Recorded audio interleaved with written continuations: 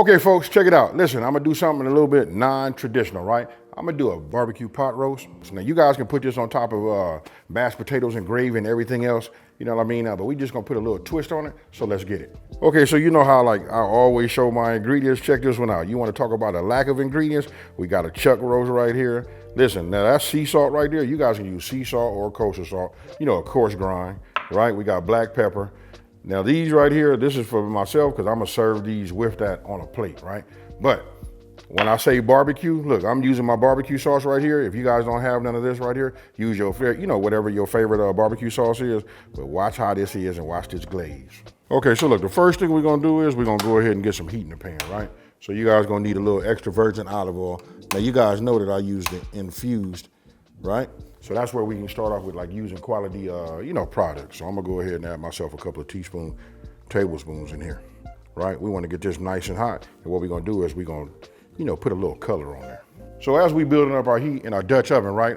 This will be a great time for us to go ahead and check it out. We're gonna go ahead and preheat, right? Now listen to this. You wanna go 325 and we hit the start. Not 350, and the reason I'm using the Dutch oven, because listen, I want to be able to put the lid on the top. Because normally when I do a pot roast, I like to sear and everything in the cast iron skillet. Okay, so I'm gonna have you guys come here and take a look. I'm gonna put a little olive oil on here, and I'm gonna have to keep a little free hand, you know what I mean? Because I'm gonna go ahead and start to season. So I'm gonna use my right hand to go ahead and massage this, you know what I mean, to get it, you know, a coating on this. I'm gonna flip this over. We're gonna do that just a little bit. That's enough, right? Because we want our seasonings to adhere. Now, I'm keeping it real simple, right? I'm gonna add a little sea salt. This is a big piece of meat, and you know it's gonna take a little time underneath it, you know, to soften it up, right? Then I'm gonna come with just a little bit of this, you know, black pepper, right? Now this is a fine grind, you guys. Okay, now let's talk about the level up, right? The level up, no pun intended, I'm saying that, but this is my level up seasoning. This is the B. This is for like my hairier meat. So a big solid piece of meat like this, I like to just add a little, you know, a little bit more flavor outside of the salt and pepper. You know what I mean? So now I'm gonna take it and just add a little bit on here. You know what I mean?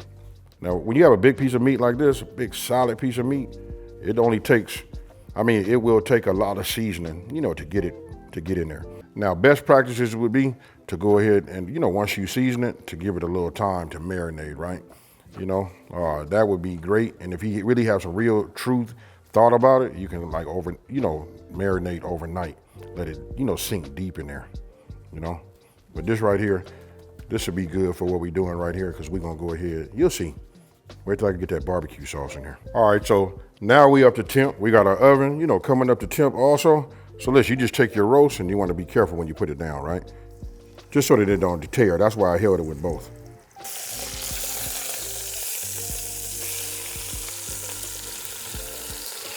Okay, so when you browning, it's good. You can see right there, look, I like to get color on my whole roast, right? So what I want to do is, the other side looks the exact same. So since we over here on this side, I'm gonna pick it up, and I'm gonna put it this way and get some color and a little sear on the other side.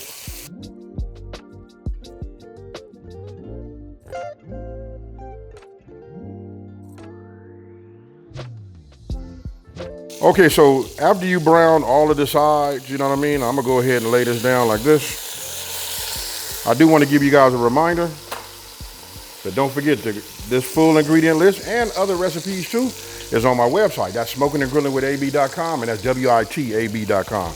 You guys got to go there. Listen, it's more than just this recipe. Listen, we take the time to write it all out. You guys got to check them out. And I'm going to say this, you guys have been doing that, so let me just say thank you. All right, so this is my barbecue sauce, right? I just want to make sure you guys can like see it. Listen, it is back in stock. You guys go to my website, click on it, and get yourself some of this right here. I think it's fire. Now, again, you guys can use any other barbecue sauce you would like, right? So this is what we were gonna do. So now that I finally got it open, so check it out. This is what you want to do. You just want to pour this right here over the top of it. Now, don't forget, we got to get it down on the bottom. So the reason I'm hitting it like this, because I don't want to add no water to it and shake it around and do that. I want it to be as thick as possible, but it's going to render something nice. And then if you want to thicken up that at the end, you can. All right, so listen, I'm going to put this in the oven, right? We're going to go at least 2 hours, 2.5 hours, you know. But listen, after an hour, I'm going to take it out, and I'm going to take the pot roast, and I'm going to take it and flip it over, right? So I'll see you guys in an hour just to show you that part. And then we're gonna go to the remainder. Okay, so what we're doing is we're gonna take a look at it. This is the first hour. Now remember, always break away because we don't want to catch no steam burns. Now look down in there. That's a whole lot of goodness right there. Now, all we're gonna do is we're gonna pick this up and we're gonna flip it over like that. Oh my goodness, look at that, y'all. So simple of a recipe, and don't forget, it's on my website, Smokin and Grillin with AB.com, and that's WITAB.com. All right, so you can feel it, so I'm gonna go another hour and a half just to see where we at. Somewhere right around 2.5 hours is when it's gonna be, shreddable and nice, and soft, right? So let me put this in the inside, and I'll see you guys again in an hour and a half. So remember, always break away from yourself. Don't just lift it up. That steam will give you a nice, nasty burn. So I break away from myself, right? And then we look at something like that. Oh my goodness. Now, I'm gonna take it. Oh yeah, she ready to shred. Oh yeah. Okay, so I'm gonna take this out. Let me just tear me a piece off of here. Come on in here and look right now so you guys can just see what we're working with, right? I'm just gonna tear this little piece out right here. You see that right there? Look at that. Now, take it, and we'll just put it here. Now what I wanna do is I just wanna shred this down. You know what I mean? So obviously you guys see me using 2 forks. That's all you need. It's up to you how fine you want to shred this. This right here is like butter mixed with this fat too. Oh my goodness. But look at that.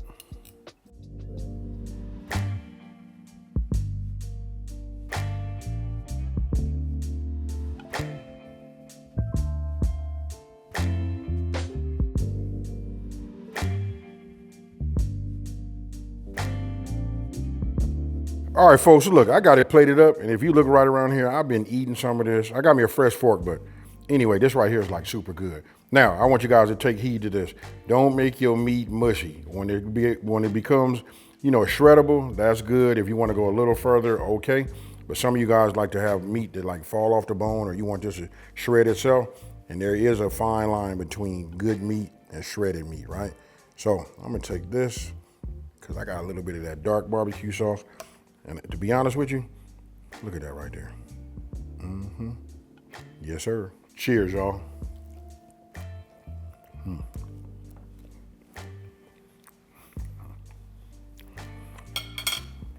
This right here is right.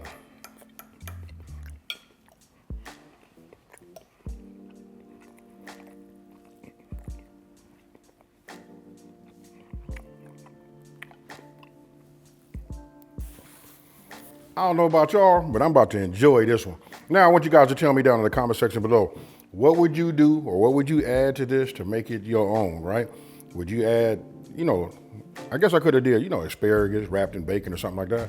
But you know what? I'm gonna tell you what really tie it all into, and that's this right here. I normally don't eat no more, but I love buttery mashed potatoes. And it got barbecue sauce.